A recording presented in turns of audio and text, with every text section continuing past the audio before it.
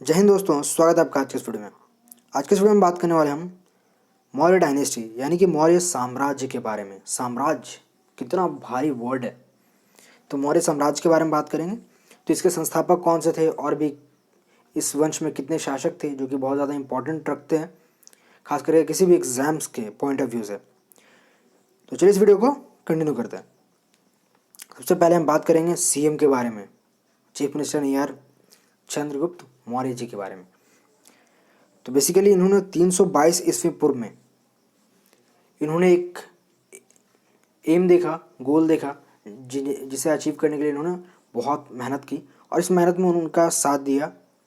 सबसे पहले तो सीएम जी थे जो कि चंद्रगुप्त मौर्य जी, और साथ में चाणक्य, कौटिल्य जिन्हें हम प्यार से बोलते हैं, उन्होंने मिलकर ये क्या किया, दोनों ने मिलकर मेहनत की धननंद को मारने के लिए। जैसे कि हमने पहले पढ़ा था नंद वंश के बारे में, तो उसमें जो लास्ट जो राजा थे वो धननंद थे। तो उनको मारने के बाद मगध के ऊपर शासन जो हुआ वो चंद्रगुप्त मौर्य यानी कि मौर्य वंश का ही हुआ। तो इसमें दो लोग बहुत ज़्यादा इंपॉर्टेंट थे जिन्होंने ये इस वंश को आगे बढ़ाया। तो उनका साथ देने के लिए कौटिल्य थे वहाँ पर।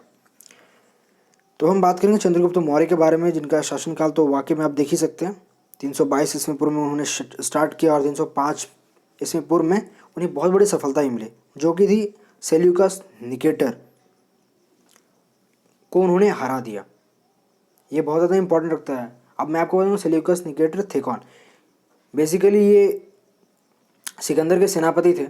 अब जाहिर सी बात है, जब सिकंदर इतना पावरफुल था तो उसके सेनापति कितने पावरफुल होंगे।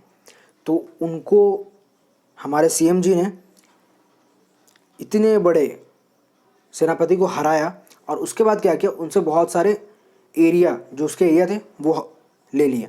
उनमें एरियाओं में क्या था, अरिया, अर्कोसिया, जेट्रोसिया, इस तरह के दो चार नाम और हैं। तो इस तरह के इलाके उनसे ले लिए हमारे सीएम जी ने। अब हम बात करें इन्होंने जब अपना शासन की शुरुआत की और उसका ग्रोथ करना शुरू किया तो वो कहाँ तक पहुँचे। बेसिकली अगर हम मान लें तो पंजाब, सिंध, पाकिस्तान, अफ़गानिस्तान, इस साइड में आप बहुत दूर तक चले गए। दक्षिण भारत को छोड़ करके आप संपूर्ण भारत मान सकते हैं, यानी कि पूरा भारत मान सकते हैं, सिर्फ साउथ इंडिया को छोड़ करके। इतनी दूर के एरिया पर हमारे सीएम जी का अस्तित्व यानी कि उनका कंट्रोल इन सब चीज़ों के ऊपर आ चुका था। उसके बाद क्या हुआ, मैसूर में उनका देहांत हो गया और उन्होंने देह त्याग कर दिया। और जो इनके अचीवमेंट्स थे उन्हीं के अकॉर्डिंग यूनानी इनको क्या बोलते थे, सैंड्रोकोटस। सैंड्रोकोटस एक प्रकार की अचीवमेंट या फिर उपाधि थी जो कि हमारे सीएम जी को ही मिले थे। तो जैसा कि आप देख सकते हैं 305 में उन्होंने सेल्यूकस निकेटर को हराया था, जिनके दरबारी थे मेगास्थनीज जो कि राजदूत थे। ठीक है, यूँ समझ लो आप IFS officer, Indian foreign service के ऑफिसर। यार एग्जाम्पल के लिए समझा रहा हूँ, समझ लो ना, क्या प्रॉब्लम है। तो वो चीज़ आप समझ लो। तो मेगास्थनीज सेल्यूकस निकेटर के राजदूत थे। तो ये वही है जो कि चंद्रगुप्त मौर्य के दरबार में आए और ये 5 साल रहे, जो कि पटना में यानी कि पाटलिपुत्र में। ठीक है, और इन्होंने ही इंडिका लिखी है। इंडिका में बहुत सारी चीज़ें, उस टाइम के सोशल लाइफ, इकोनॉमिक लाइफ, दरबार में कौन कौन सी चीज़ें हो रही, इन सब का एक बहुत बड़ा विवरण, एक्सप्लेनेशन मिलाने के बाद हिस्टोरियन हमको इतनी सारी इन्फॉर्मेशन हमें कलेक्ट करके देते हैं, हम बुक में डाल देते हैं उनको, और फिर हम बहुत ही मोहब्बत के साथ, गलत बोल रहा हूँ क्या सॉरी, तो बहुत ही मोहब्बत के साथ हम पढ़ते हैं। ठीक है, तो all the credit goes to Megasthenes and the book is Indica. तो जोक्स अपार्ट, इसको यहीं पे छोड़ देते हैं, गेट टू द पॉइंट। अब हम इसके आगे देखते हैं बिंदुसार के बारे में। ठीक है, जो कि चंद्रगुप्त मौर्य जी के बेटे थे। इनका शासनकाल 297 से लेकर के 273 ईस्वी पूर्व के बीच माना जाता है। बेसिकली जो इस टाइम में डेट पीरियड था वो ज़्यादा एकदम सटीक नहीं है, एकदम एग्जैक्ट नहीं है, क्योंकि उसका रीज़न थोड़ा एंशिएंट टाइम में डेट को ज़्यादा इंपॉर्टेंस दिया नहीं गया। ठीक है, तो उस समय में क्या हुआ था कि तक्षशिला जो कि रावलपिंडी जो कि अब पाकिस्तान में है, वहाँ पर 2-3 बार विद्रोह हुए थे, ठीक है। तो उस टाइम में एक बार तो उन्होंने सुसीम को भेजा जा करके जाओ यार सॉल्व करके आओ, उसके बाद फिर पार्टी देता हूँ मैं तेरे को, ठीक है। उसके बाद फिर उन्होंने क्या किया, अगला जो विद्रोह हुआ उसमें उन्होंने अशोक को भेजा, ठीक है, जो कि इस साम्राज्य के सबसे ज़्यादा चहेते कैरेक्टर बोले जा सकते हैं, अशोक सम्राट। तो इनको भेजा और इन्होंने सेटलमेंट करके ये वापस आ गए, ठीक है।